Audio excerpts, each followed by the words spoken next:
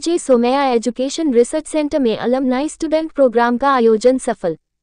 Mumbai Vidya Vihar KJ Somaiya education research centre में alumni student programme का आयोजन सफलतापूर्वक बीएड के स्टूडेंट और टीचर्स ने किया। प्रिंसिपल पूजा मैम और पूर्व वाइस प्रिंसिपल कल्पना मैम ने प्रोग्राम ऑर्गेनाइजेशन के उद्देश्य को बड़ी सरलता और सहजता से समझाया।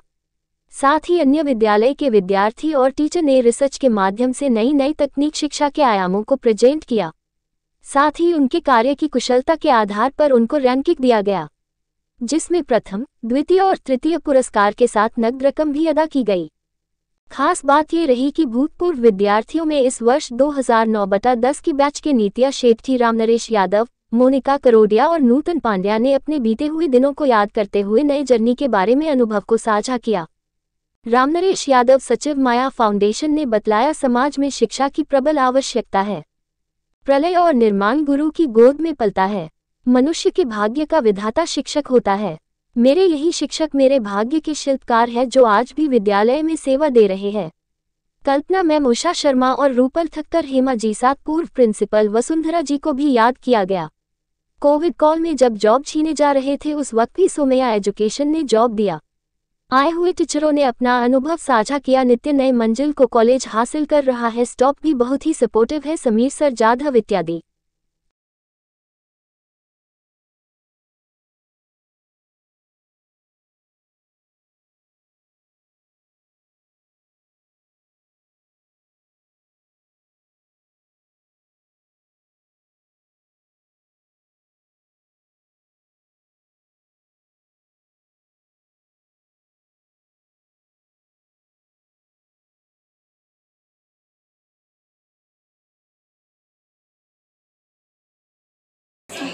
Position the players or will put the players and ask them.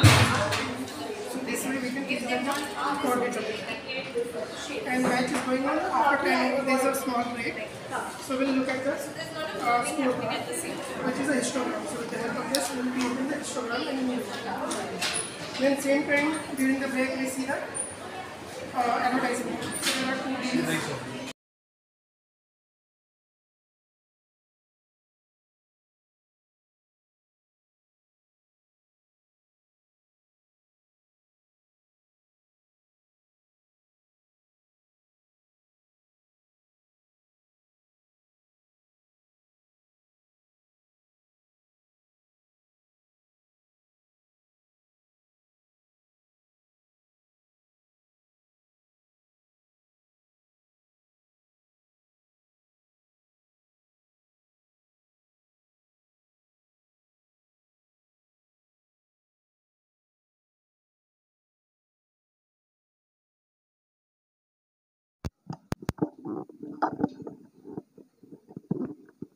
देख करके बताइए बराबर।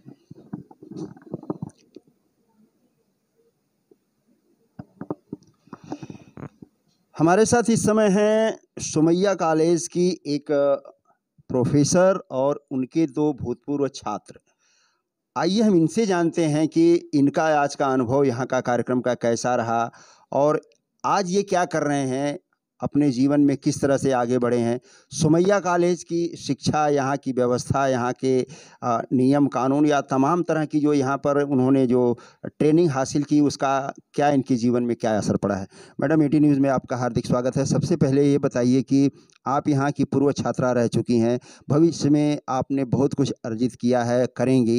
इस समय आप क्या कर रही हैं और यहाँ आकर के आपको कैसा महसूस हुआ?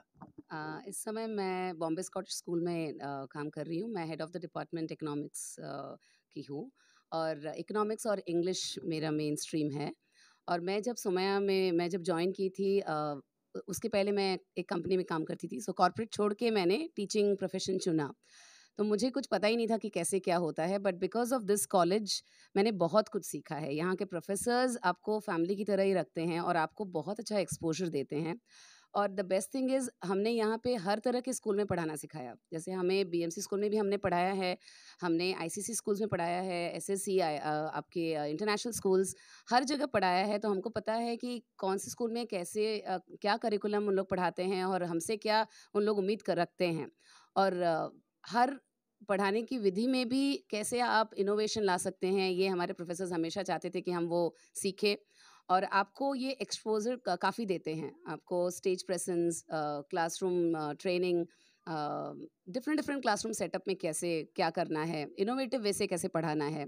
तो काफ़ी कुछ मैंने यहाँ सीखा और जिसके बलबूते पे मैं आज जो हूँ, वो हूँ। अलग-अलग स्कूलों में, अलग-अलग कॉलेज में जब आपने पढ़ाया, उसमें कुछ बीएमसी के या प्राइवेट स्कूल या दूसरे तरह के जो भी स्कूल रहे हैं, वहाँ पर बच्चों के साथ आपका अनुभव कैसा रहा? अलग-अलग स्कूलों में जैसे-जैसे आप आगे-आगे बढ़ते गए, तो कैसा बच्चों का एक्सपीरियंस, उनके साथ इंटरेक्शन कैसा रहा? हाँ, ये हमारी ये सोच है कि अलग-अलग स्कूल है तो बच्चे अलग-अलग होंगे, पर वैसे नहीं होता है, बच्चे बच्चे होते हैं और हर जगह वो आपको अपना लेते हैं। अगर आप अच्छी शिक्षिका हैं, तो बच्चे आपको बेहद प्यार करेंगे। तो प्यार से अगर आप पढ़ाओ तो हर कोई सुनता है, तो मुझे कोई तकलीफ़ नहीं हुई, वो बीएमसी स्कूल एसएससी बोर्ड हो या वो आईसीएसई हो या वो इंटरनेशनल बोर्ड हो, कहीं पे कोई दिक्कत नहीं है। अगर आप बच्चों को समझ सकते हो, तो एक शिक्षक या शिक्षिका को पहले बच्चों बच्चों से वो कॉन्टैक्ट अच्छा कम्युनिकेट करना आना चाहिए, अच्छा कनेक्ट बनाना चाहिए और वो हमें इस कॉलेज में हमने अच्छे से सीखा है। अक्सर देखा गया है कि लोग बोलते हैं ना कि कॉलेज में बच्चे जो है बिगड़े हुए बच्चे आते हैं, बिगड़ैल बच्चे रहते हैं, तो ऐसे बच्चों से आपका कभी सामना हुआ क्या? हाँ, बहुत बार हुआ है। हर बैच में एक आध बच्चे ऐसे होते ही हैं और वो बच्चे ना हो तो क्लास में मज़ा भी नहीं आता है। आपको वैसे बच्चे चाहिए और मुझे लगता है आगे जाके वो बच्चे बहुत बदल जाते हैं और मैंने देखा है कुछ एक्स स्टूडेंट्स को जो वापस आते हैं तो पहचान में नहीं आते हैं और वो मुझे नहीं लगता कि वो वही बच्चा था जो क्लास में बहुत शोर मचाता था या जो भी बदमाशियाँ वो करता था। तो उनको हैंडल करने का तरीका भी अलग होता है। सब चीज़ के लिए एक दवाई तो होती नहीं है। तो बच्चों से प्यार से आप बात करें, उनको समझें, तो वो आपकी बात सुनेंगे। तो डाँट-डपट से कुछ नहीं होता है, तो आपको उनको पहले उनसे बात करना है। आजकल बातचीत से ही सब मसला का समाधान होता है। धन्यवाद। यादव जी, आपका अनुभव कैसा रहा? इस समय आप क्या कर रहे हैं? आप सोमैया के भूतपूर्व छात्र रह चुके हैं, तो कैसा लगता है यहाँ पर आकर के जब आप आते हैं? आपको कुछ पुराने प्रोफ़ेसर मिलते होंगे, कुछ आपके पुराने साथी मिलते होंगे, तो कैसा लगता है उनसे इंटरेक्शन करके? सर, अगर ये बात कहा जाए कि आज क्या कर रहा हूँ, यानी लाइफ में जो कुछ भी 2009-10 के बाद किया, वो सुमैया इंस्टीट्यूट की देन है कि इसी के माध्यम से जो सीखा, यहाँ के गुरुजनों ने जो ज्ञान दिया, हमारे सामने हमारी मैम हैं उषा जी, ये चीफ गेस्ट बन के हमारे इंस्टीट्यूट में जो है दीवा में आई थी और प्रिंसिपल जो है वसुंधरा पद्मनाभन जी भी जो है वहाँ पे चीफ गेस्ट बन के आ चुकी हैं। तो शिक्षा लेके शिक्षा के क्षेत्र में उस ज्ञान को फैलाया और आज जो है एक एनजीओ चला रहा हूँ जो माया फाउंडेशन, उसका संस्थापक सदस्य और राष्ट्रीय जो है सचिव हूँ और जनहित के कार्य में लगा हूँ। आप एक तरह से कहा जाए तो पॉलिटिक्स से भी जुड़े हुए हैं, तो आपकी ये जो शिक्षा है, पॉलिटिक्स में कितनी कारगर साबित हो रही है? बहुत तरह-तरह के लोग मिलते होंगे, उनके साथ सामंजस्य बनाना भी आपको पड़ता होगा। तो कैसा लगता है कि ये आगे चल कर के आपका क्या उद्देश्य क्या है? सर, एक यही बात सत्य है कि व्यक्ति राजनीति करता है और कहता है कि मेरे साथ राजनीति मत करो, करने वाला व्यक्ति। और यदि शिक्षित लोग राजनीति में नहीं आएंगे तो फिर देश किसके हाथों में जाएगा? हम आप जैसे लोग नहीं आ पाएंगे तो फिर सही और गलत का निर्धारण कौन कर पाएगा? डॉक्टर मनमोहन जैसे व्यक्ति हमारे देश के प्रधानमंत्री की कुर्सी पे सुशोभित हुए।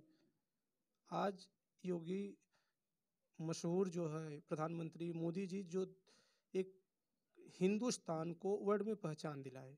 तो हो सकता है हर किसी का विषय वस्तु अलग रहा हो, उनका कल्चर अलग रहा हो। पहले जो है स्वतंत्रता संग्राम सेनानी जो है आते थे सत्ता में, आज जो संघ से संबंधित हैं वो लोग आते हैं। तो इस समय समय पे बदलता रहता है परिवेश, लेकिन शिक्षित व्यक्तियों की प्रबल आवश्यकता है। ठीक उसी प्रकार जैसे एक बेईमान व्यक्ति चाहता है कि मेरा मुनीब जो है ईमानदार और पढ़ा लिखा हो, तो उसी तरह से देश को चलाने के लिए एजुकेटेड पर्सन का होना बहुत ही महत्वपूर्ण है। नहीं तो एजुकेशन पे पॉलिसी कौन बनाएगा? फिर देश को डेवलप कौन करेगा? अदर कंट्री के साथ संप्रेषण कौन करेगा?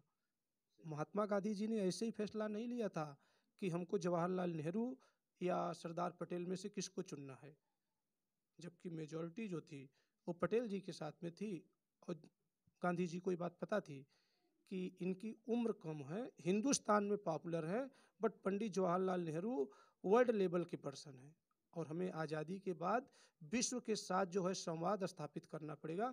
उसमें जवाहरलाल डेफिनेटली अच्छा लगता है। तो मैं 4 साल पहले मैंने ग्रेजुएट किया था। इट वाज लाइक ऐसा टाइम था, हमारा लास्ट सेम था और कोविड आ गया था। जी जी। तो वो एक बॉन्ड रहता है as you finish your college term.